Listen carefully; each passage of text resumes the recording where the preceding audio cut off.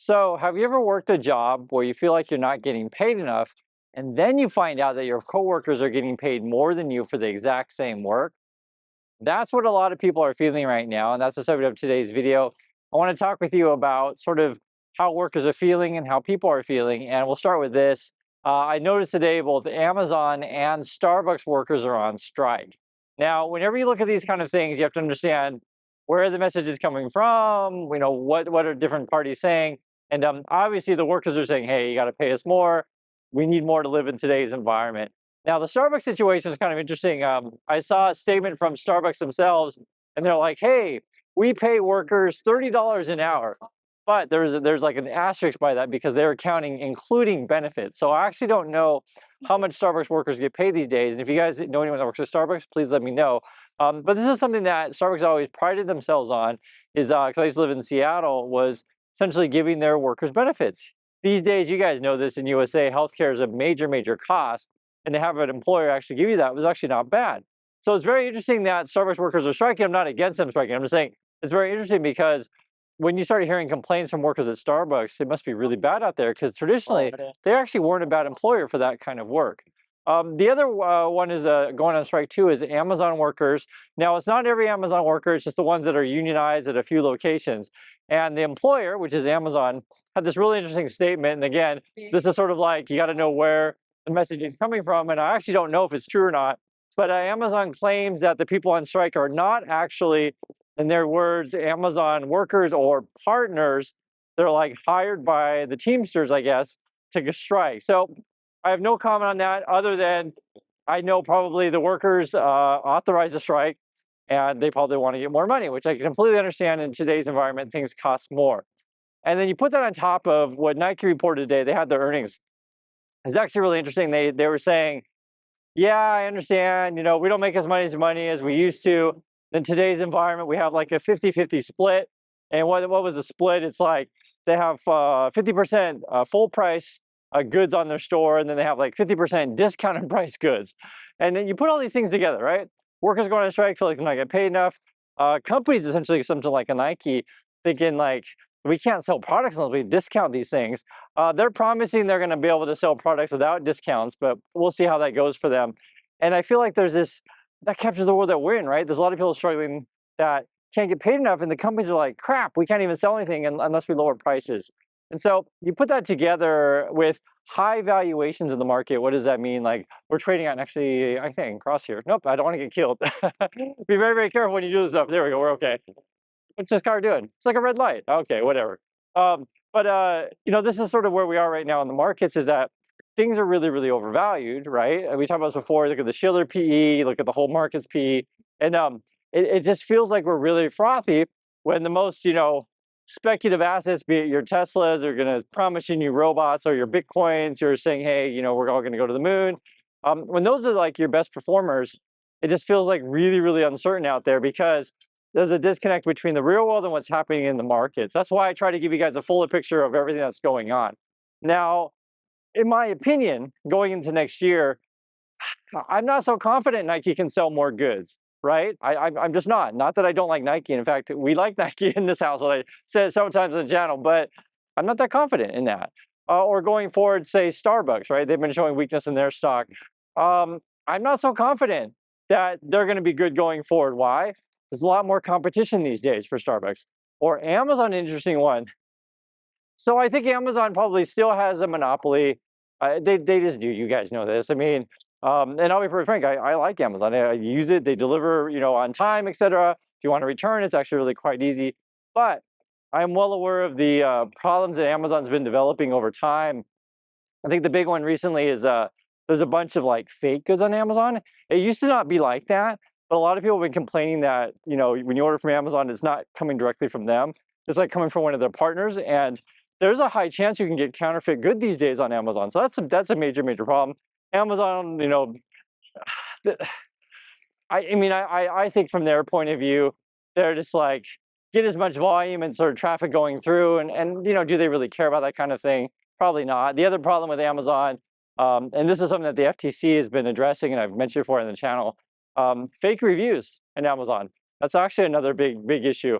Because guys, I like to read products and stuff like that. Like I like to know sort of if something's good or not.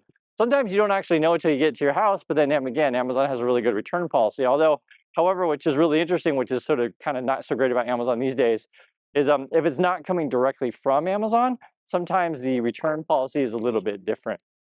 Put on top of, and this is like talking about worker discontent, talking about problems with companies.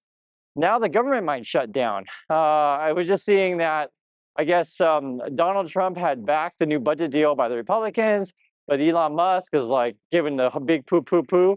And so I think there's a division right now between those two. And then there's probably like kind of fighting of like, well, I put more money in this election, so I have more control. And the other guy's like, no, I put more. And then that leads us to, okay, so what do we do with money these days? Well, first is that's up to you, right? I just give you guys my opinion on stuff. I try and tell you what's going on in the markets. But if you want to invest in the market, generally speaking, the safest way is just pick up an index fund in the S&P 500. That would be one.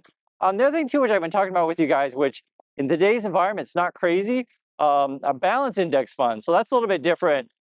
Basically, it's the same idea as the index fund, except it's going to add more bonds in there at a 60-40 split, be it stocks 60, bonds 40. And right now, bonds are actually fairly attractive. I was just looking at the treasury yields. They're all above 4% right now. I think the 10-year might be like 4.5 or something like that.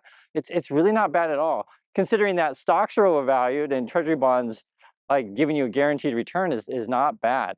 Now I completely understand, guys. I completely understand. For many people, they say, "But Chris, I'm just living paycheck to paycheck. Why can't I just win the lottery and give me the penny stock that's going to go from $1 to $1,000 in 1 year?" Here's the truth. Yes, it's true. You can find many YouTube channels that brag about those massive returns, but they usually come with high risk or high fraud. That's sort of how that thing is. Generally speaking, if you're want to like consistent returns, you want to make sure and ensure your future. Don't gamble your money all the time on that kind of stuff. I myself would rather take 100%, guarantee of success, meaning that you invest in safe stuff that your money's not going to go to zero. You're not losing sleep overnight, and you keep accumulating wealth over time, right? Yes, I understand. You're not going to get the 1,000% in a year or something like that, but you're not going to lose money, and that's probably one of the most important lessons in this world that I've learned, and I try to stress all the time on the channel, is just like slow and steady wins the race, guys. I know it's the stuff that everyone talks about, but the problem is in social media. And I mean by everyone talks about, like as a kid, they kind of tell you that stuff, but when you see on social media, like, well, no, but that's not really true. Look at all these people getting rich on doggy coins and stuff like that. The thing you got to be careful with is that the stuff you see on social media may or may not be real. You have no idea if some dude just running a Lambo in his garage is like knowledge, right? You guys know what I'm talking about. And I try my best to give you honest perspective of the world, because I think when you see what's out there on social media, there's so many people are just really frank, completely dishonest. That's why we talk about the Tesla stock promoters all the time, where they're selling you a bunch of hype robots and nonsense like that. And just be careful. That's why I gave you a different perspective on, say, the Amazon, the Nike, or what's going on in the government, or what's happening over at Starbucks. And if you want to invest in individual stocks, I got no problem with that. But keep sort of, how can I say, keep the way that you think about those things in a grounded way, right? Don't get too fooled by all the hype out there, because that's essentially what our markets are. Essentially, for those of you who knew this stuff, companies come out with their earnings reports, so they come out, say they give a press release or whatever, and they're trying to give you the most rosy scenario possible, right? And it's your job, if you are in this stuff, is to figure out, okay, can I believe them or not? Are they trustworthy or not? Many times you don't know for sure. You just don't know. And so that's why you diversify and go into different things. And then not only that, and this is something that not many channels talk about, but guys, if you're talking about money, investing, these kind of things, do it. But what am I saying? Pay off your debts. If you're not sure, like, okay, what do I do with my money? Where am I gonna play the lottery this week? Pay off your debts. It's like a guaranteed. I know it's not a return on your money, but it's what's the right word to say it? Like use of your money or deployment of your money, right? Because I know you're thinking, okay, I put my money in the lottery, that'll easily pay off my debts, but How about you just pay off your debts? That's another way to think about it. When you're not stressing out all the time about money and not overextending yourself, because say, so for example, in the strike situation with the workers over at Amazon or it's at Starbucks, for some people, if like you've overextended yourself and you went out and bought the new car recently and you had to go buy all these new clothes and do all these things, it's hard for you to spend the time to look for a new position, look for a new job, right? And this is just how it is sometimes.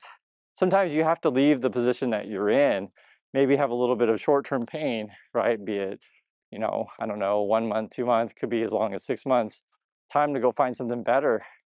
But if you actually are secure in terms of like you didn't overextend yourself, you can take that time and then like that will ultimately pay off.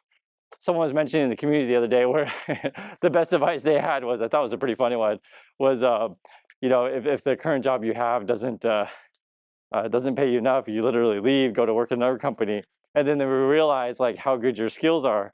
They end up paying you a bunch more to come back. So that was pretty funny, which may be actually the best advice that I've heard this year, because it is true. Those kind of people who you've worked for before will know the true value of what you're worth, but you do have to prove it with solid work. So I know we talk about a lot of things on the channel. I know, but I just wanted to share some thoughts with you, stuff in my mind, and I'll catch you all in the next video.